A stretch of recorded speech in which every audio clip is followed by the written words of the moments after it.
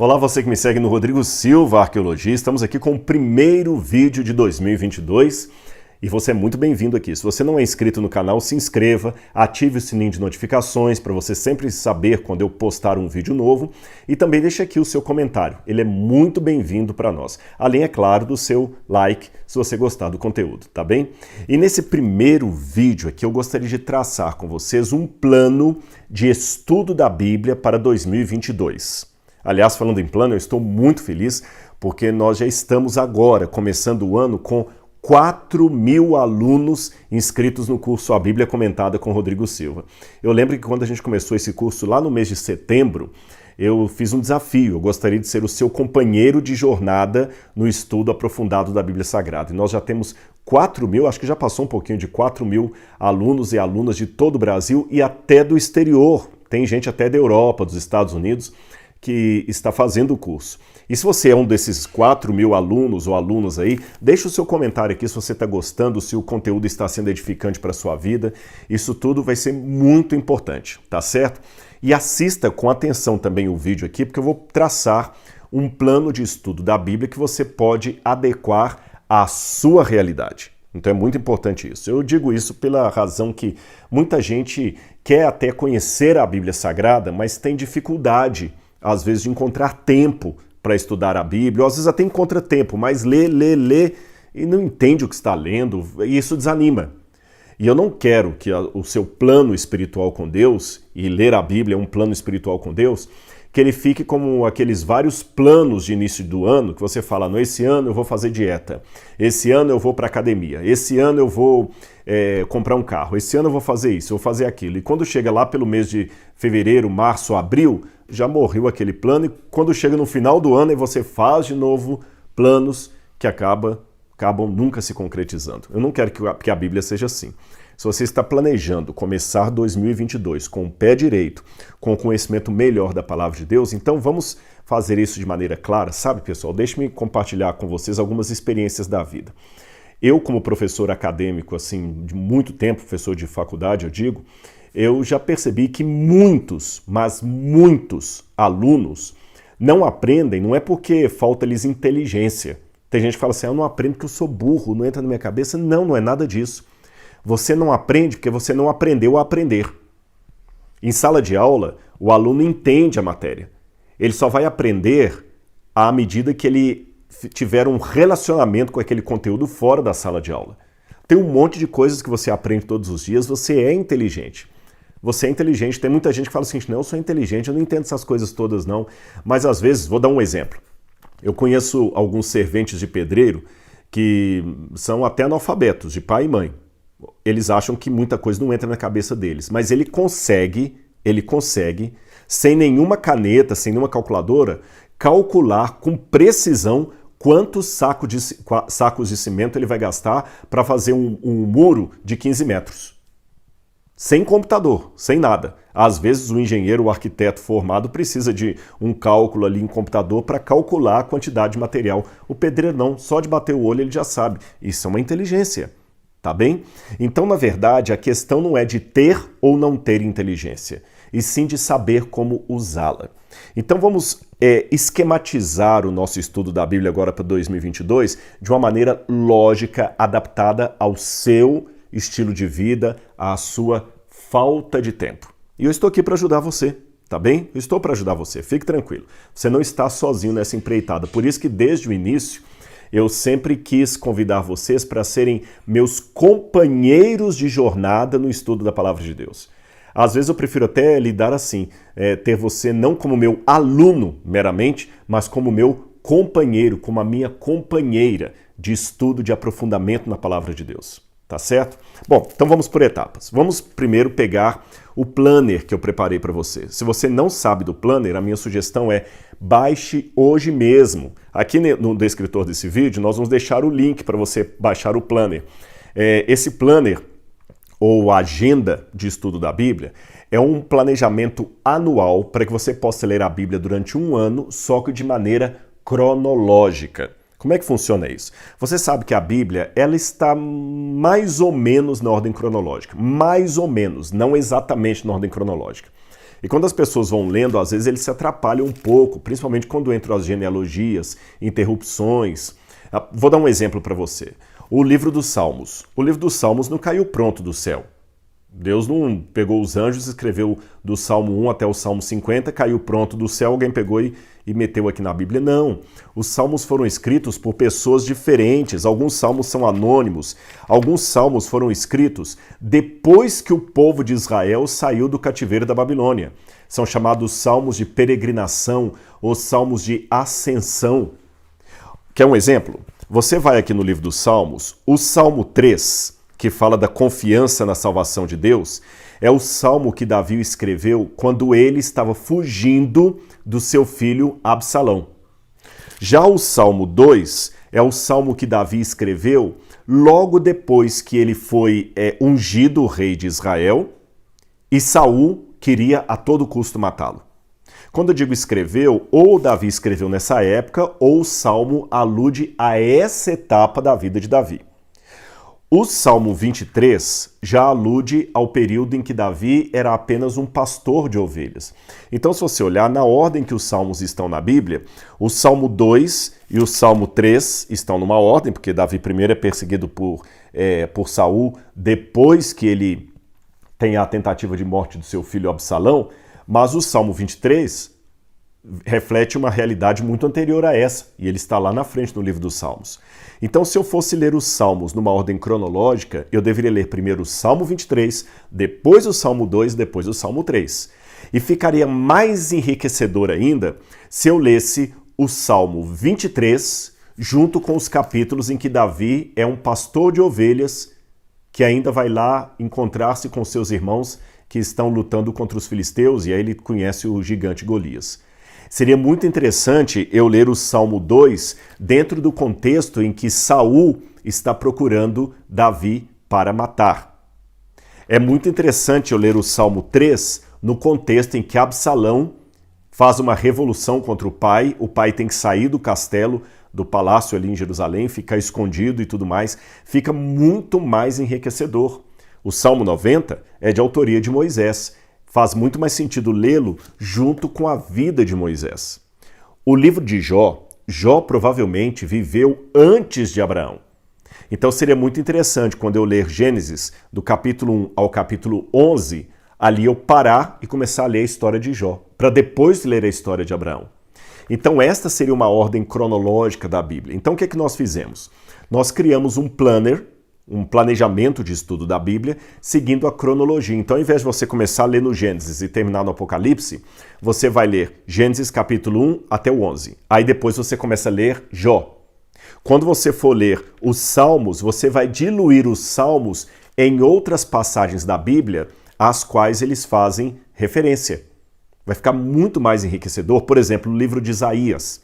Quando Isaías fizer uma profecia contra a Assíria, ou falando do cativeiro da Babilônia, você ler aquele livro, aquele texto de Isaías em conjunto com o texto de 2 Reis, onde fala de Isaías junto à corte do rei Ezequias, por exemplo, falando do ataque que vem do norte. Aí você vai começar a compreender aquela profecia de Isaías que foi escrita naquele período e por que havia aquela ameaça.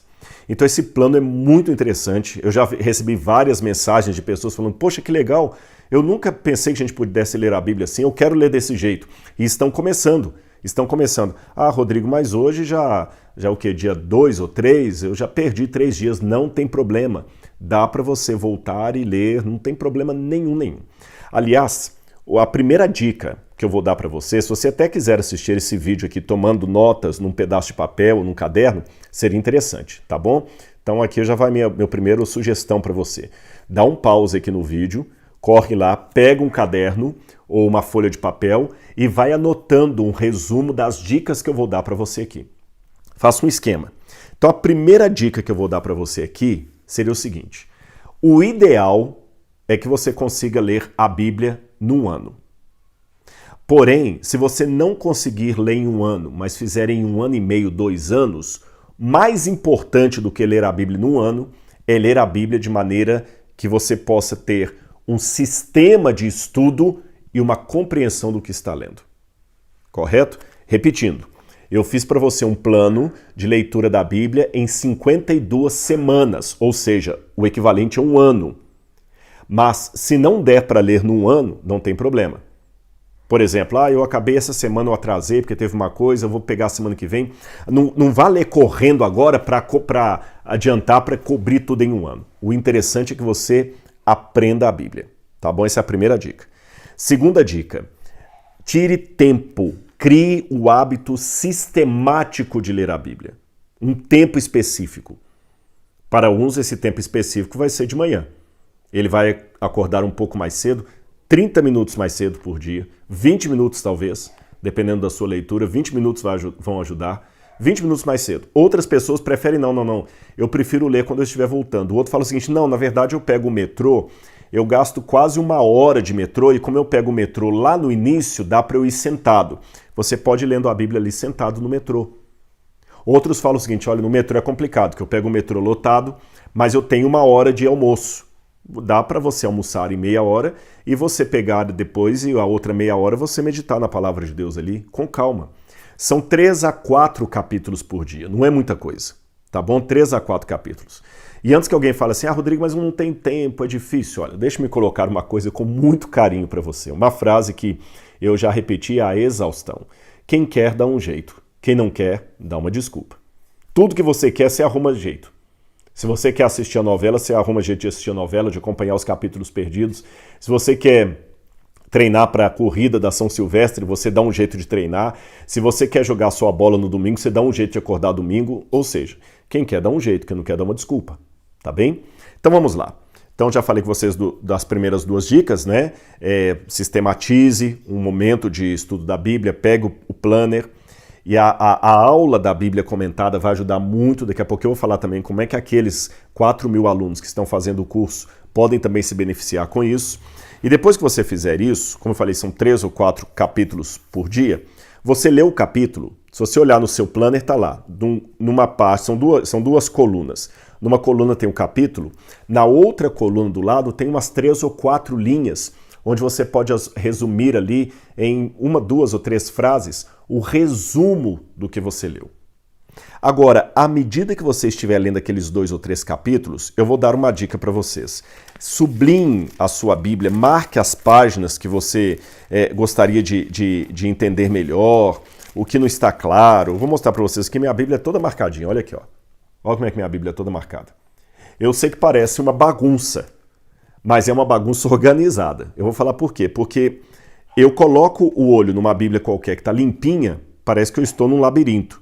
Mas quando eu coloco o olho na minha Bíblia aqui, que tem as minhas anotações com a minha letra, eu identifico. Então vamos supor que eu estou lendo aqui uma passagem qualquer na Bíblia e fala aqui, por exemplo, Caim, né?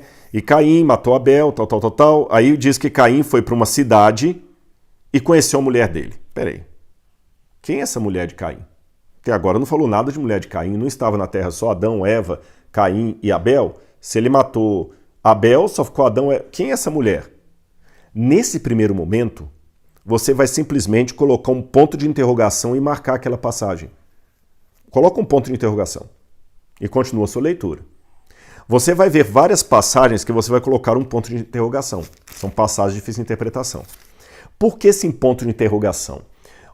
Tem uma frase atribuída a Einstein que ele diz que mais importante do que responder uma pergunta é saber formular precisamente a pergunta que deverá ser respondida. É assim que começa o método científico. Então, vamos fazer perguntas claras à Bíblia. Quem era a mulher de Caim?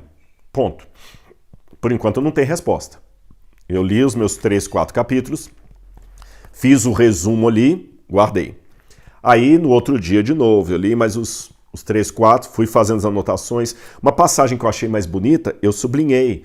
Por exemplo, algumas pessoas que são mais certinhas, pelo que eu já mostrei na minha Bíblia para vocês, eu sou meio estabanado nas anotações. Eu faço rabiscos. Cada um tem um jeito, isso é muito pessoal. Há pessoas que têm canetinhas marca-texto de cores diferentes. É uma dica, de repente você pode pegar aquela canetinha marca-texto e falar o seguinte, toda passagem que for inspiradora para mim, eu vou marcar de amarelo. O marca-texto em amarelo. As passagens que são complicadas, eu vou colocar uma interrogação do lado aqui de lápis. E vou sublinhar de lápis, que depois eu posso apagar.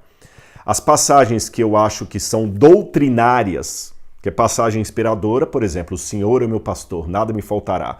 É um versículo que me dá força na hora da luta. Agora, quando diz assim, eu sou o Senhor teu Deus, e além de mim não há Deus nenhum, isso aqui é uma doutrina, só existe um Deus, então eu marco de outra cor. Assim, na hora de achar um texto da Bíblia, eu vou achar as passagens que são doutrinárias e aquelas que são inspiracionais, vamos dizer assim. Outra coisa que você pode fazer também é uma cadeia de estudos da Bíblia. Por exemplo, à medida que você for lendo, você viu uma passagem aqui que falou da salvação.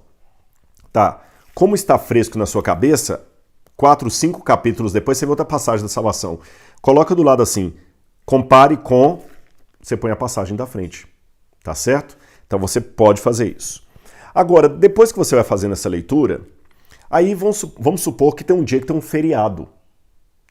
Esses dias de feriado, o sábado, o domingo, são bons dias para você tirar uma hora naquele dia apenas para fazer um resumão de tudo que você leu ali na Bíblia. Por exemplo, você pode pegar aquele resumo ali e dar uma recapitulação. Vamos supor, hoje é sábado, eu não trabalho, eu quero tirar um tempo para ver o que eu li durante a semana. Aí você vai pegar aquele planner lá e vai olhar só os resumos. Você vai lembrar, confia em mim, eu sou professor, eu sei o que eu estou falando. Já lido com sala de aula há muito tempo. É assim que eu ensinava meus alunos a estudarem para a prova. Então você pega só o resumo, você não vai precisar ler o capítulo de novo. Ah, beleza, resumo. Mas na hora que você olhar o resumo, você vai lembrar de uma passagem que ficou complicada ali. Por exemplo, a mulher de Caim. Aí eu vou dar algumas dicas para você de como você pode ter agora a resposta para esse problema da mulher de Caim. Letra A, você pode fazer uma busca na internet. Você pode fazer uma busca na internet, dar uma googada. Chega lá no Google e coloca assim, quem foi a mulher de Caim? Pronto. É claro que ao colocar a pergunta no Google, o Google é uma rede que você pega peixe de toda a espécie. Peixe que presta e peixe que não presta. Né? Peixe que tem escama e peixe que tem couro. Então, não tem problema. Mesmo que o sujeito dê uma explicação ali que não lhe convenceu muito, faz uma anotação naquele caderninho que você tem. Bom, esse sujeito está falando aqui que a esposa de Caim é uma outra mulher que Deus tinha criado separada de Eva. Não me convence muito, mas eu sei que tem essa opinião.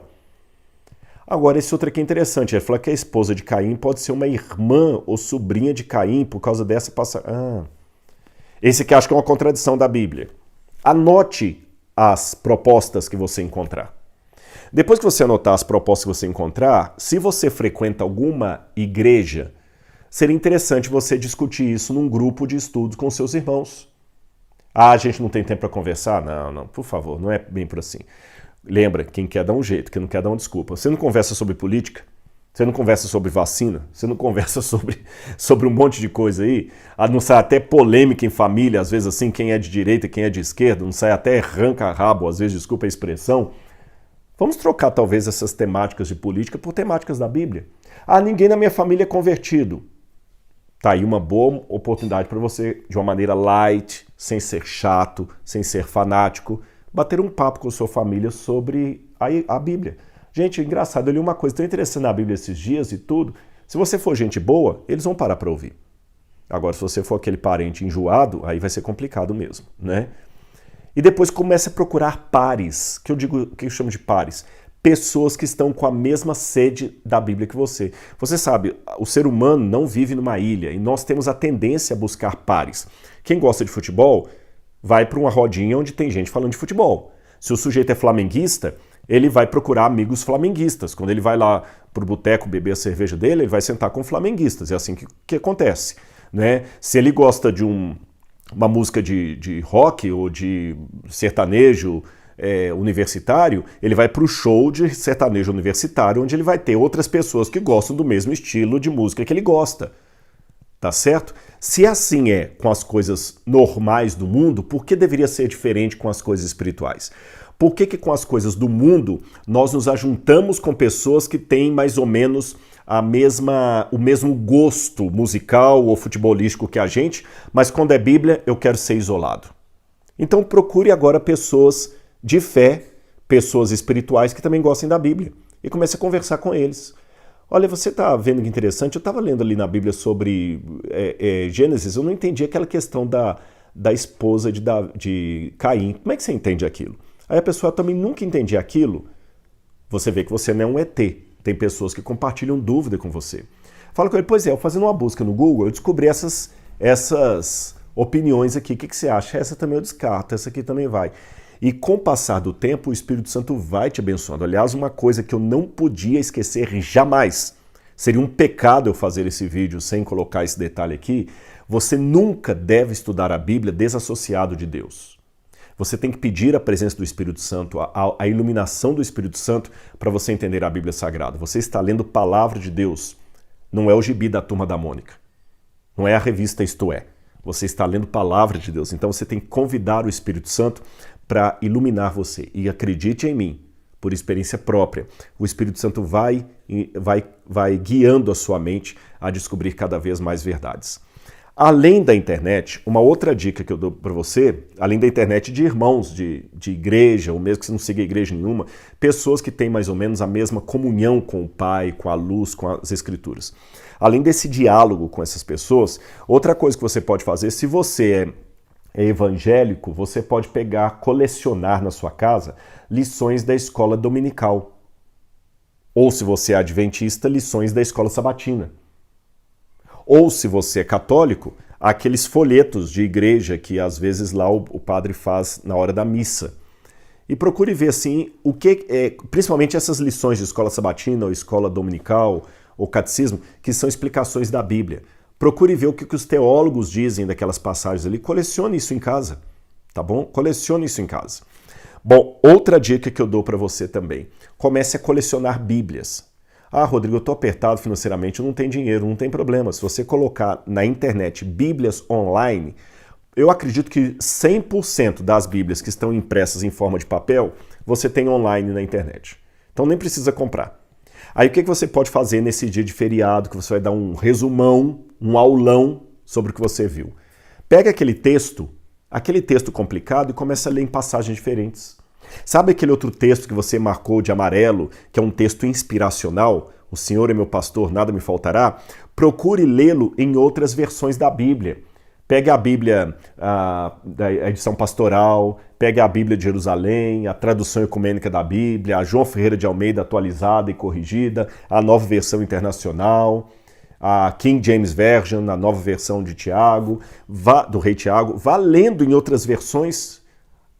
Aí, nesse momento, até aquelas paráfrases como a mensagem, a Bíblia viva, a Bíblia na linguagem de hoje, você pode dar uma lida. Olha que interessante, eu tinha entendido esse texto de um jeito, mas nessa versão aqui está um pouquinho diferente. Você está meditando na palavra de Deus. Você está colecionando tempo. Gente, isso dá 1 a 2 horas do seu feriado. Não é nada. E não é sacrificante, você está percebendo? Outra dica que eu dou para você.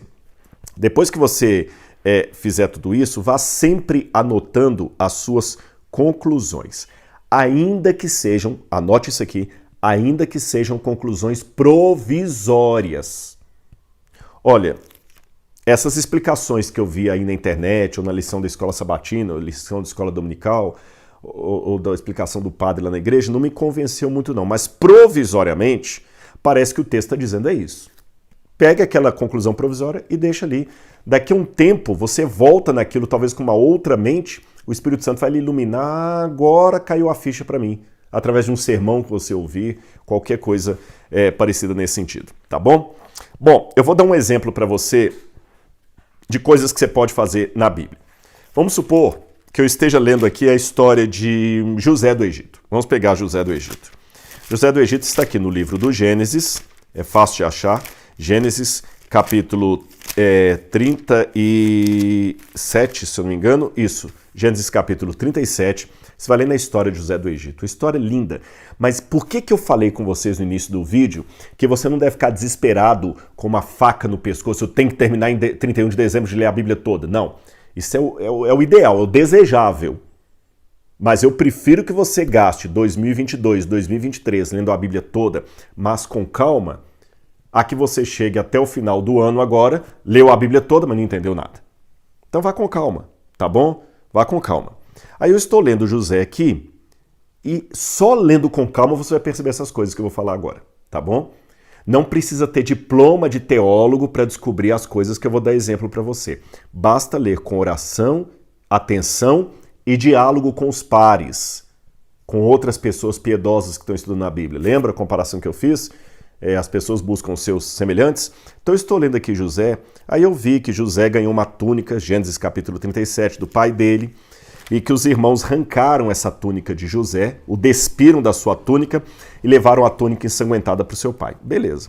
Quando eu vou ler no capítulo 38, eu vejo que José vai para a casa de Potifar, perdão, capítulo 38 é Judá e Tamar, capítulo 39, José vai para a casa de Potifar, e quando chega lá, diz que a mulher de Potifar, tentando seduzir José e não conseguindo, diz que ela o pegou pela roupa, e ele saiu correndo, deixando a roupa na mão dela. Bom, isso aqui eu já coloco como um ponto de interrogação. Como é que um homem sai correndo e deixa a roupa na mão da mulher? Lembra aquilo que eu falei? No primeiro momento você lê, ficou dúbio isso aqui, mas não para a leitura não. Põe um ponto de interrogação e continua, depois nós vamos voltar àquela dúvida, tá certo? Coloca um ponto de interrogação ali. Aí José deixou a túnica na mão dela. Tá bom. Aí ele foi para a cadeia, porque a túnica que estava na mão da mulher de Potifar, ela foi levada para as mãos de Potifar. Olha que coincidência. José, no passado, foi despido da sua túnica e, em virtude disso, ele foi jogado no buraco e levado como escravo para o Egito. Agora, novamente, ele é despido da sua roupa e, em virtude disso, é jogado no calabouço, na prisão e perde tudo novamente. Quando José sai do calabouço para decifrar o sonho de Faraó, o capítulo 41 diz o seguinte, capítulo 41, versículo 15. Ele se barbeou, mudou de roupa e foi apresentar-se diante do Faraó. Olha a roupa de novo aqui chamando a atenção. Parece que o autor bíblico quis colocar a roupa de José costurando todo o enredo ali. Aí quando eu chego no verso 42, diz que quando o Faraó vai colocar José como primeiro-ministro, olha o que diz, mandou que o vestissem com roupas de linho e lhe pôs no pescoço um colar de ouro. De novo, José vestido. Olha o detalhe. Aí quando José está vestido agora como governador do Egito, vem os irmãos de José e José prepara uma situação delicada para eles. E eles ficam tão angustiados que no capítulo 44 diz assim dos irmãos de José, 44, 13. Então rasgaram as suas vestes, tendo cada um carregado de novo o seu jumento. Rasgaram as suas vestes. No início eles rasgam a veste de José, agora as vestes deles que são rasgadas. Olha a roupa aparecendo de novo aqui. E quando José se revela a seus irmãos, sabe o que ele faz? Quando ele os manda de volta para a casa do seu pai, capítulo 45, 22, a cada um deles deu roupas novas. Percebeu? Por que roupa aparece tanto aqui? Talvez tenha um motivo teológico e espiritual. A mesma roupa, José está com a roupa, é despido dela. Puxa vida, isso aqui dá para eu meditar muito.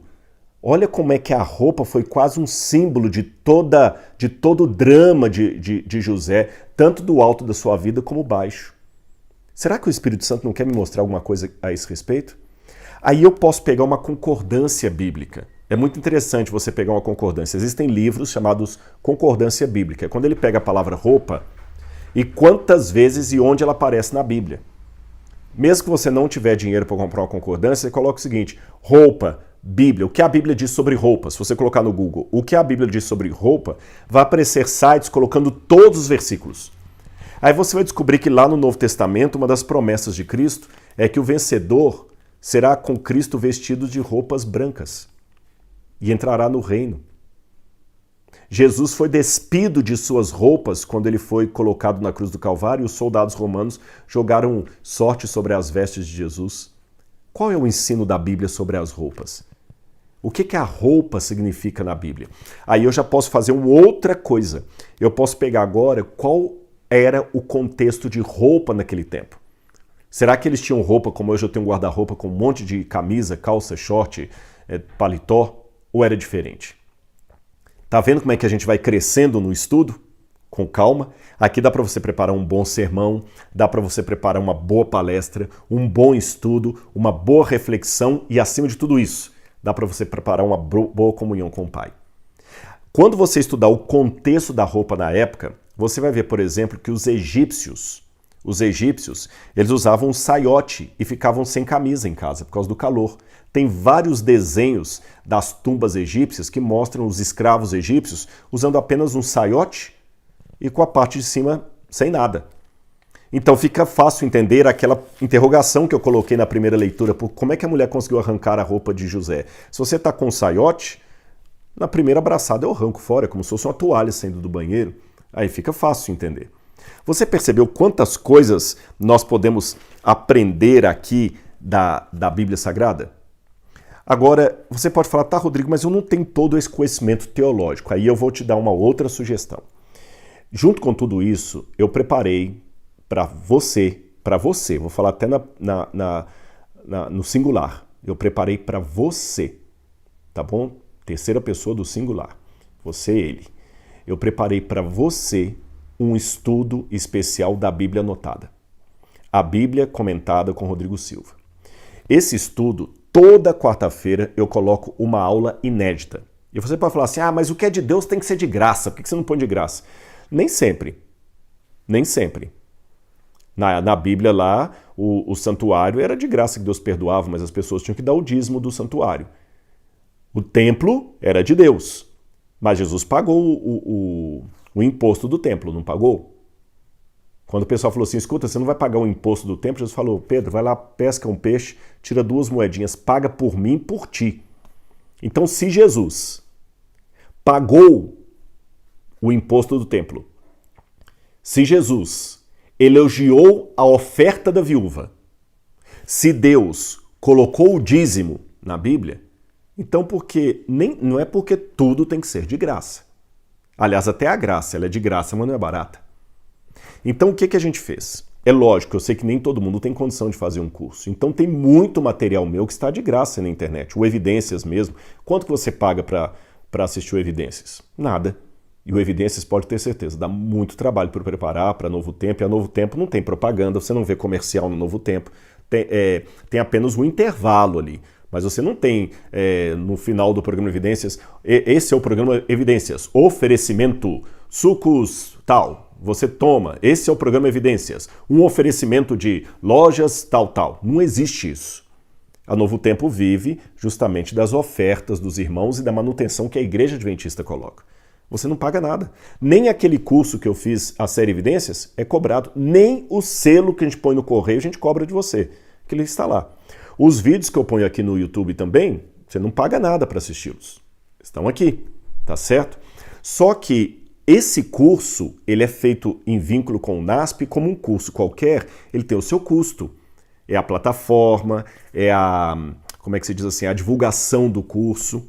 E de quebra, todo o lucro desse curso nós estamos usando para construir o Museu de Arqueologia Bíblica do NASP. Então tem motivos mais do que nobres para poder estar colocando esse curso aqui.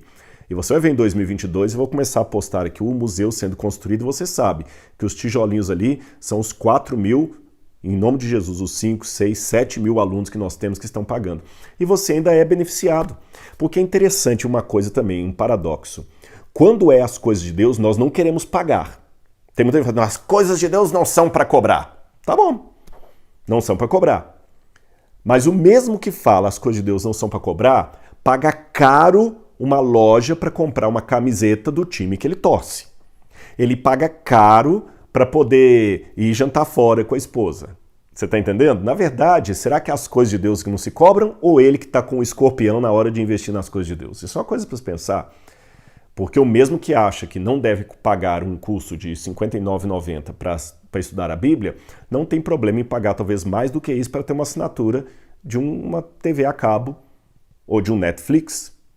Então, só para você pensar um pouquinho, tá certo? Então, não me envergonho, é uma coisa que eu acho que vai beneficiar você, você vai melhorar o seu conhecimento da Bíblia Sagrada e todo o conhecimento que eu procurei adquirir da Bíblia nesse tempo, eu estou colocando aí, com imagens, cores. Eu até peço mais uma vez, se você é um desses mais de 4.000 alunos, Coloca aqui sua mensagem se está valendo a pena ou não. Tá certo? Coloca aqui, Rodrigo, não está valendo a pena. Gente, eu não recomendo. Rodrigo, eu recomendo sim, está valendo a pena, está me edificando. O conteúdo que eu dou nesse curso é o mesmo que a gente passa numa sala de aula de uma faculdade de teologia.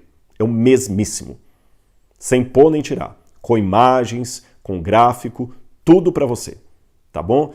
Então entre no curso, faça a sua assinatura, o seu plano anual ou mensal. Vai ser muito bom para você. Eu tenho certeza disso. E de quebra você vai estar ajudando a construir o museu do NASP. E muitas informações bíblicas, arqueológicas, históricas, do texto hebraico, eu vou colocando ali para ajudar. Uma última informação, você pode falar assim, Rodrigo, mas agora eu vou começar, você já deve estar na frente no curso, eu vou perder as aulas passadas. Não vai não, porque desde a primeira aula até a atual vão ficar todas linkadas ali, então você pode assistir essas aulas quantas vezes quiser, onde quiser, do modo que quiser. Se quiser assistir deitado na cama no celular, pode. Se quiser assistir em pé, sentado, espelhado na TV, está lá para você, tá bem? Então essa é a minha sugestão, algumas dicas de como você pode estudar a Bíblia todos os dias e assim ter maior conhecimento com a Palavra de Deus e também com o autor da Palavra de Deus. Um grande abraço, muito obrigado pelo seu carinho, pelo seu apoio até aqui. Até o nosso próximo vídeo. Tchau, tchau.